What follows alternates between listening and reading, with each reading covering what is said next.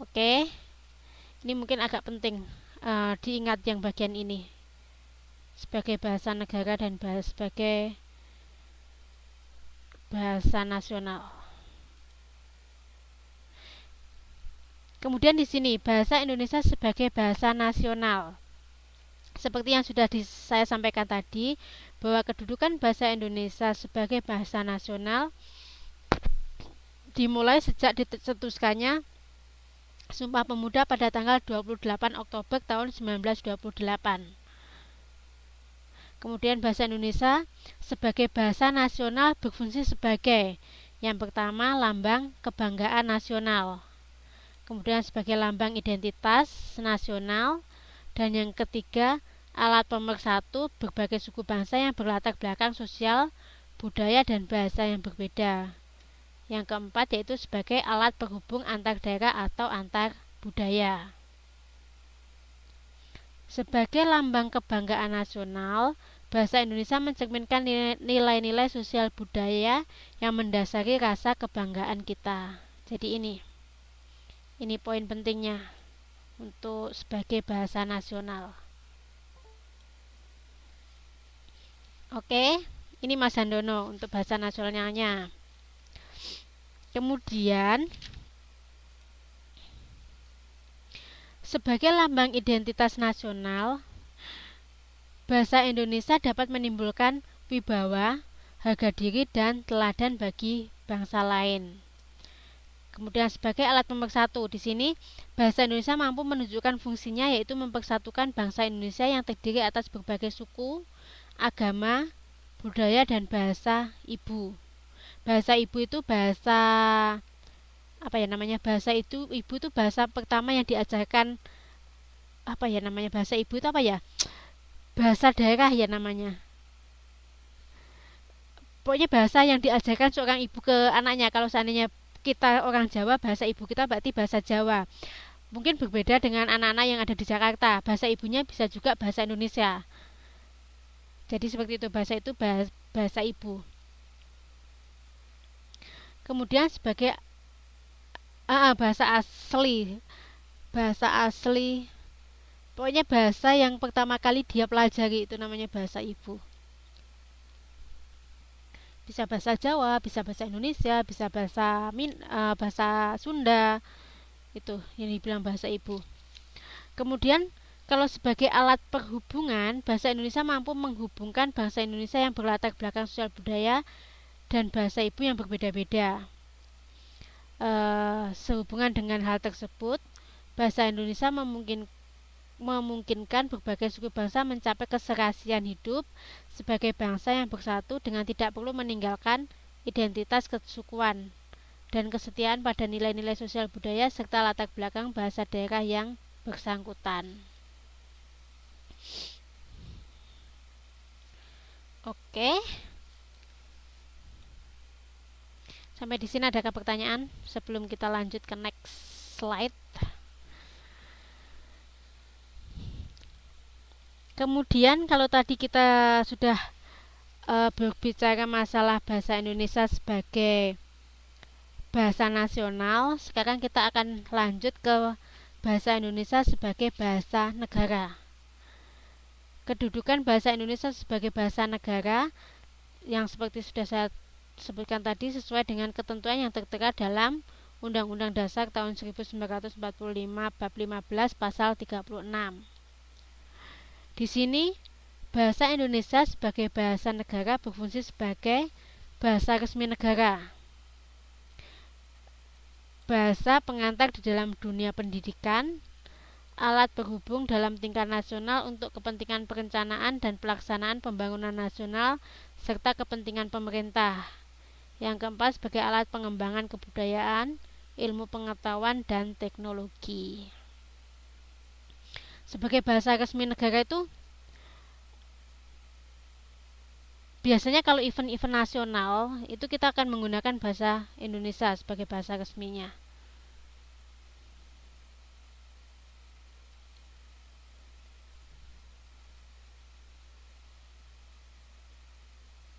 Di sini, salah satu fungsi bahasa Indonesia di dalam kedudukannya sebagai bahasa negara adalah pemakaiannya sebagai bahasa resmi kenegaraan. Bahasa Indonesia dipakai di dalam segala upacara, peristiwa dan kegiatan kenegaraan, baik secara lisan maupun dengan tulisan. Ini, kalau sebagai bahasa Indonesia berfungsi pula sebagai bahasa pengantar di lembaga-lembaga pendidikan, mulai dari taman kanak-kanak sampai dengan perguruan tinggi Indonesia.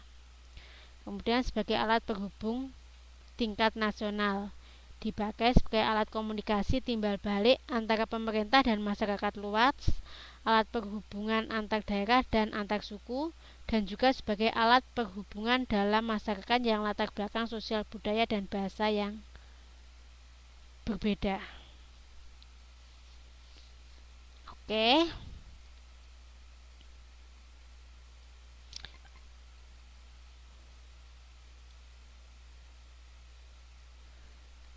Kemudian bahasa Indonesia juga digunakan sebagai alat pengembangan kebudayaan nasional, ilmu pengetahuan, dan teknologi. Yang mana bahasa Indonesia adalah satu-satunya bahasa yang digunakan untuk membina dan mengembangkan kebudayaan nasional yang memiliki ciri dan identitas sendiri.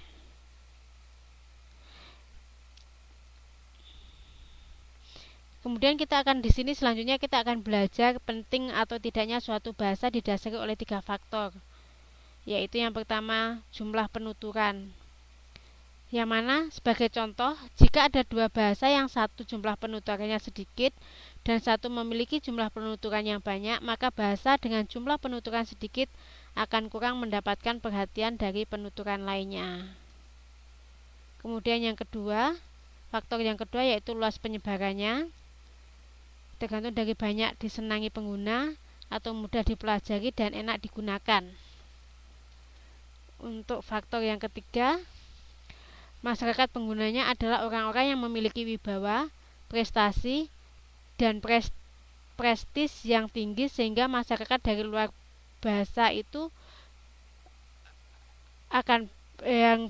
sehingga masyarakat dari luar bahasa itu berasal akan merasa bangga jika menggunakan bahasa tersebut.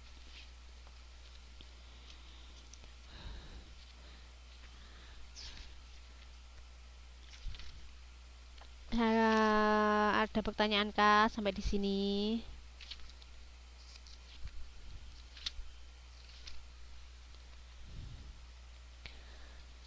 Ada pertanyaan kah?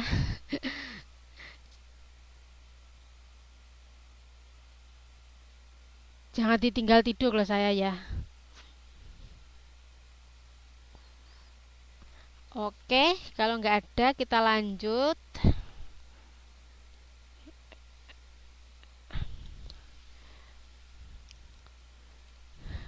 Kita akan masuk ke kegiatan belajar yang kedua yaitu peran dan fungsi bahasa Indonesia dalam IPTEK dan IPTAK.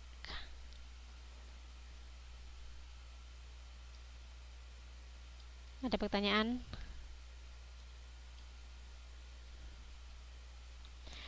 Yang pertama, kita akan membahas bahasa Indonesia dalam ilmu pengetahuan dan teknologi.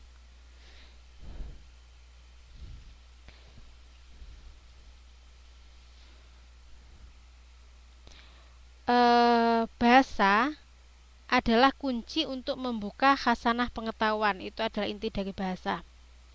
Jika di dalam karya sastra terdapat pengetahuan dan nilai-nilai kultural, maka di dalam buku-buku ilmu pengetahuan terdapat ilmu pengetahuan dan teknologi dari berbagai disiplin ilmu.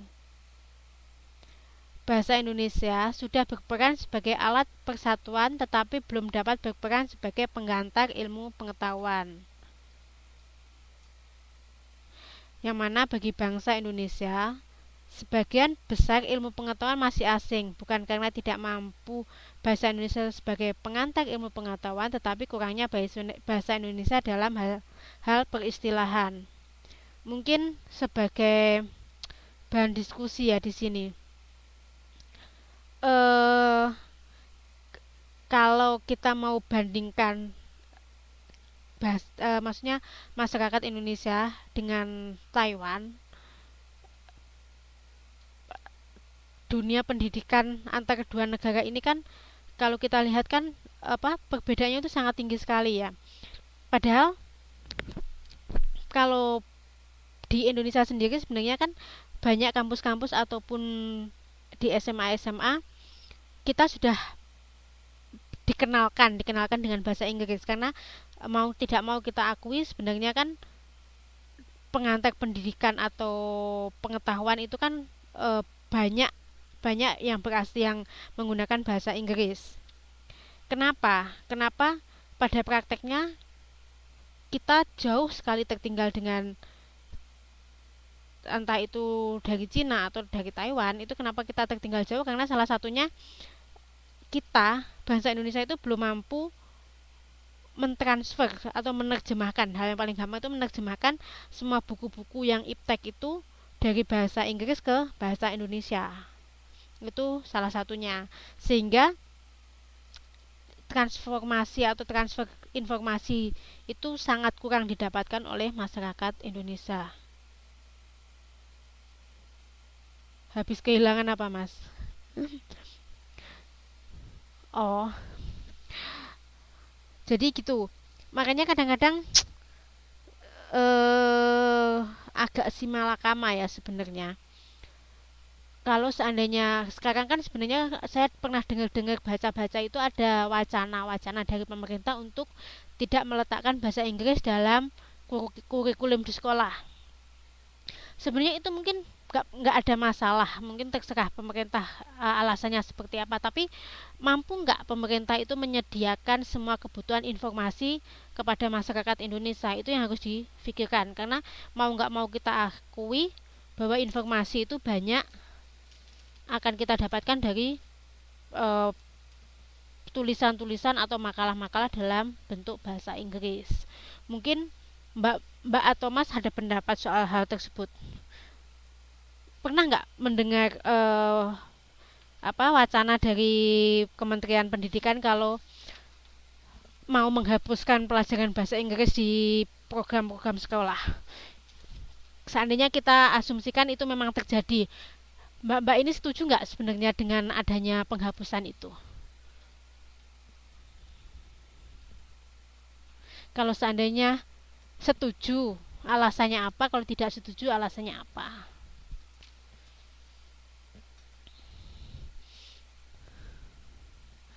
Mbak Uswatun sama Mas Yuda, Mbak Wayu tidak setuju.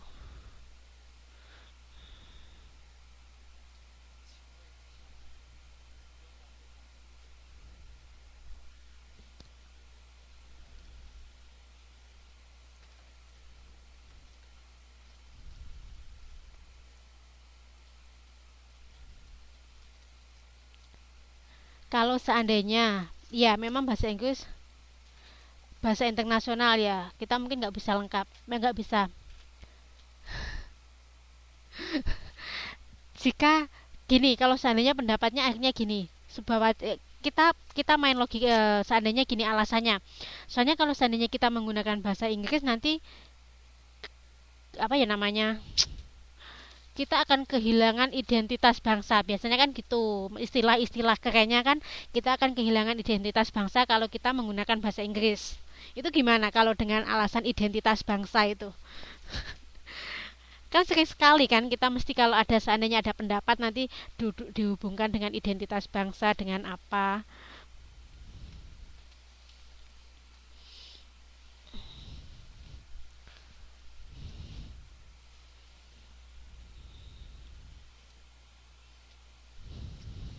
Tidak cinta tanah air lah, tidak sesuai dengan identitas bangsa lah, apalah. Biasanya kan gitu.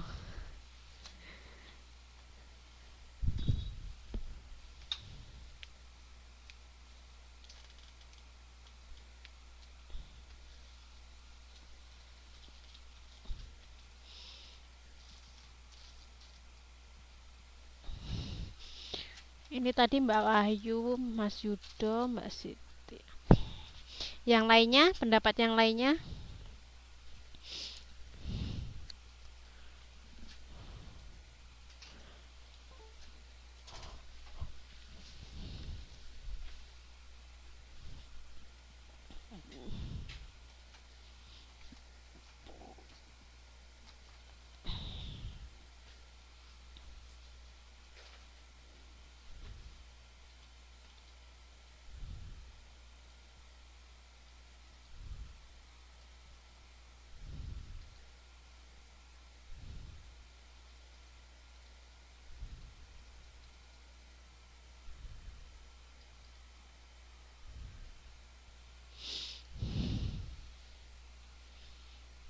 Soalnya kalau belakangan ini kan sering ya, entah perasaan saya atau mungkin kenyataan, sering sekali kan negara kita itu sering paling gampang itu merubah sistem-sistem pendidikan gitu ya. Entah yang mau menghapuskan apalah, menghapuskan apalah gitu. Ah, entahlah. Mungkin kalau seandainya pemerintah kita sanggup untuk menyediakan segala sistem informasi dan menerjemahkan semua buku bahasa Inggris ke bahasa Indonesia, mungkin ya. Nggak tahu, saya itu sampai kalau baca berita itu kadang-kadang perlu dibaca nggak sih berita itu sebenarnya. Soalnya semakin baca tuh semakin miris, entah apa aja yang iya. Jadi kadang-kadang tuh pengen nggak baca berita itu, masa ya nggak seperti nggak peduli, tapi kalau baca berita itu semakin semakin rasanya itu ya ampun, mau sampai kapan gitu.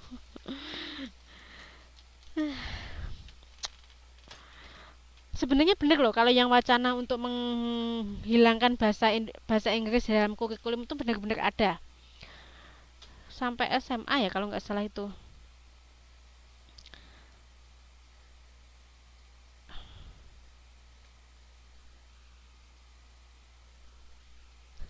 Iya, iya memang Mas Handono.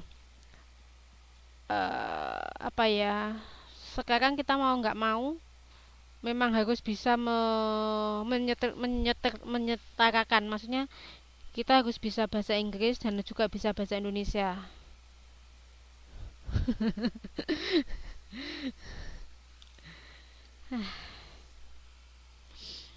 Makanya itu. Semoga maksudnya eh, wacana-wacana yang memang sangat merugikan, yang maksudnya nggak rasional itu nggak benar-benar diterapkan di negara kita. Ya semoga hanya sekedar wacana. Semoga. Soalnya saya sendiri tuh ngerasa loh Mas, maksudnya Mas dan Mbak, saya di sini itu, nah itu dia, itu sempat ramai masalahnya. Untuk wacana itu sempat ramai dibicarakan. Kadang-kadang maksudnya kita yang di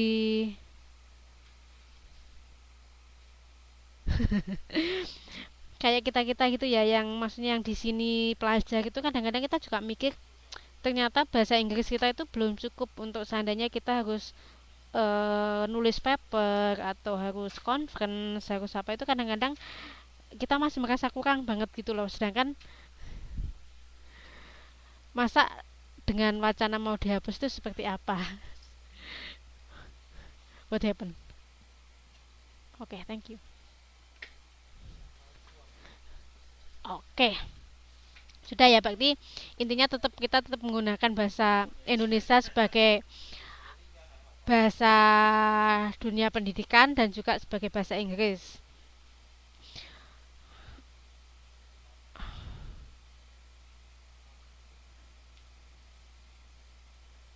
Ya nanti Mas Handono aja yang jadi Mendikbudnya, amin.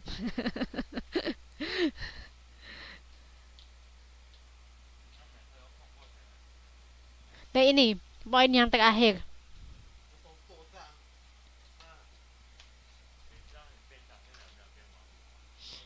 Usaha lain yang harus dilakukan untuk mengembangkan ilmu pengetahuan dan teknologi adalah dengan cara menerjemahkan semua buku ilmu pengetahuan di dunia ke dalam bahasa Indonesia. Apakah itu mungkin? Itu pertanyaannya sebenarnya. Bisa nggak? Apakah dengan menerjemahkan bukan berarti kita juga membutuhkan kemampuan dalam bahasa Inggris? Tuh. Kalau seandainya ada polling, lebih setuju mana? Buku bahasa Inggris diterjemahkan ke dalam bahasa Indonesia atau kita belajar bahasa Inggris menerjemahkan bahasa Inggris ini, kenapa ini? Menerjemahkan bukan buku dalam bahasa Inggris, seandainya buku pelajaran bahasa Inggris diterjemahkan dalam bahasa Indonesia, atau kita harus belajar dari bahasa Inggris. Kalau seandainya ada pendapat seperti itu, mana di antara mbak-mbak dan mas-mas yang lebih memilih yang mana?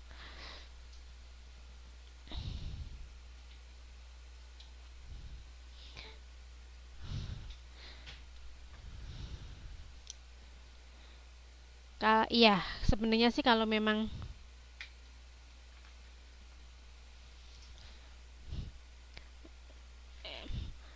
sih kalau memang bisa, memang lebih lebih apa ya, lebih enak belajar bahasa Inggris. Ini bukan, kembali lagi ya, ini bukan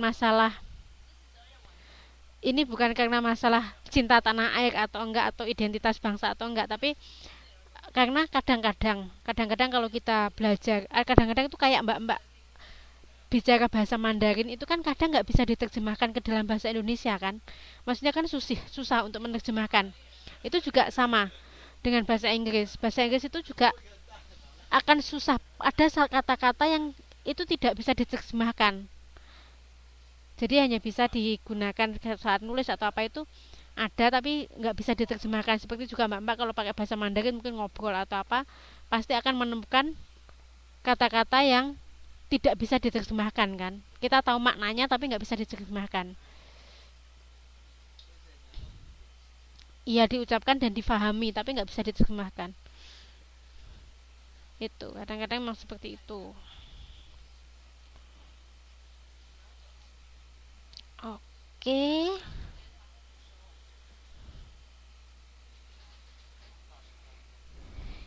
kita lanjut ke yang kedua, yaitu bahasa Indonesia dalam iya, ada beberapa, maksudnya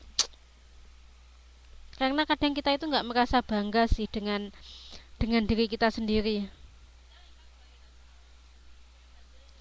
Maksudnya gimana ya, susah. Saya kadang-kadang juga bingung bingung berpendapat untuk masalah-masalah kayak gitu. hmm, Sudah, berarti kita lanjut untuk bahasa Indonesia dalam kegiatan keagamaan, yang mana di sini bahasa Indonesia banyak digunakan dalam aktivitas keagamaan sebagai alat atau sarana komunikasi untuk menginformasikan pesan-pesan keagamaan kepada masyarakat. Kemudian hal tersebut telah terjadi sejak negara maritim Sriwijaya yang beribu kota di Sumatera pernah menjadi pusat pengajian dan penyiaran agama Buddha. Setelah agama Islam masuk ke wilayah Asia Tenggara, tak dapat diragukan lagi bahwa bahasa Melayu juga ikut memegang peranan penting untuk menyebarkan agama ke daerah-daerah yang jauh. Di sini bangsa Portugis, bangsa Eropa yang pertama kali datang ke Indonesia dalam usaha perdagangan dan misinya menyebarkan agama di Kepulauan Maluku juga menggunakan bahasa Melayu, bukan bahasa Portugis, dan bukan pula bahasa setempat sebagai bahasa pengantar. Dari sini kita dapat menyimpulkan bahwa sudah dari dulu bahasa Indonesia atau bahasa Melayu menjadi bahasa pengantar bagi penyebaran agama di wilayah Indonesia dan bahkan di wilayah Asia Tenggara.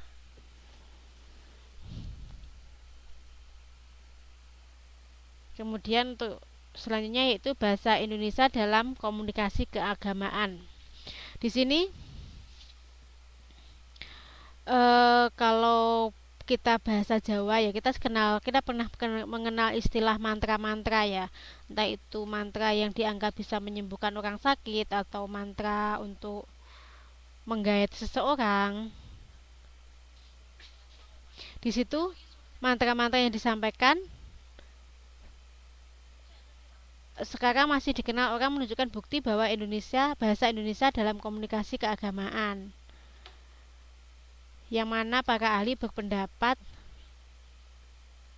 bahwa mantra-mantra itu sudah ada sejak sebelum agama Islam datang ke Indonesia, bahkan sebelum agama Hindu dan Buddha, yang mana mantra-mantra itu diajukan oleh guru kepada murid, oleh generasi yang satu ke generasi berikutnya. Tentu saja semuanya masih serba lisan sebab tulisan pada saat itu belum dikenal. Jadi memang pertama kali yang dikenal itu bahasanya dulu bagi tulisannya. Oke, sampai di sini ada pertanyaan kah? Karena slide-nya sudah habis. Oh ya, ada pertanyaan kah? Untuk berapa tadi yang 5 ya, menulis. Ada pertanyaan kah?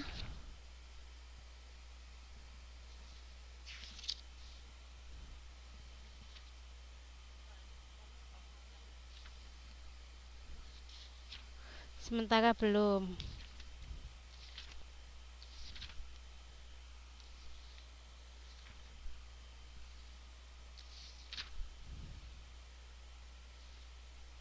Ini untuk yang modul pertama ini slide-nya sudah selesai.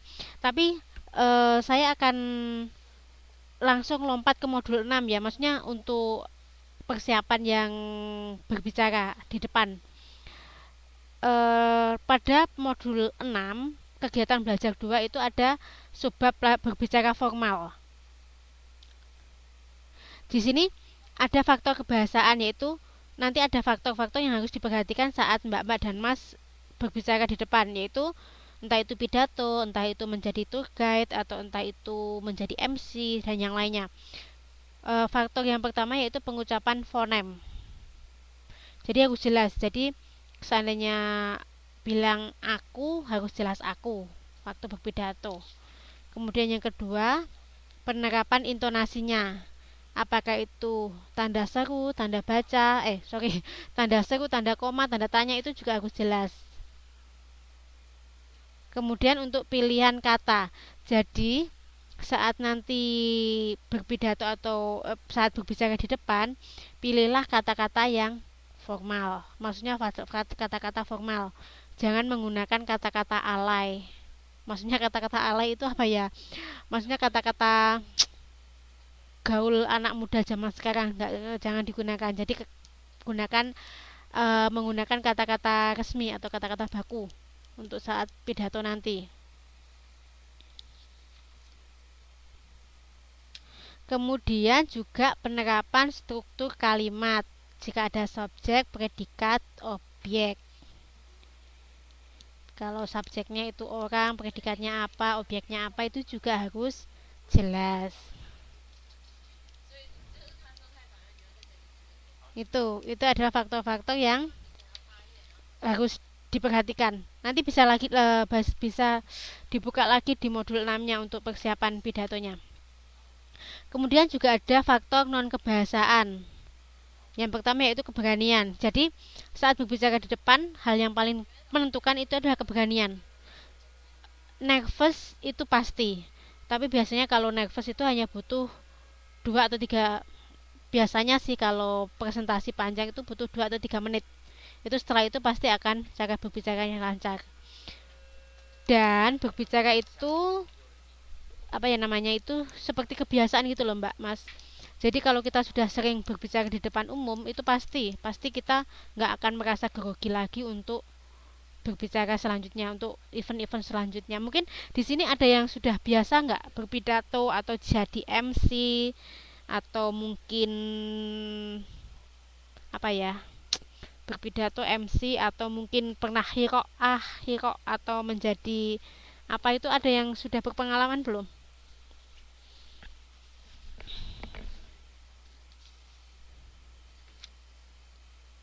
Sudah adakah? Mbak Uswatun ya? Mbak Uswatun biasanya apa?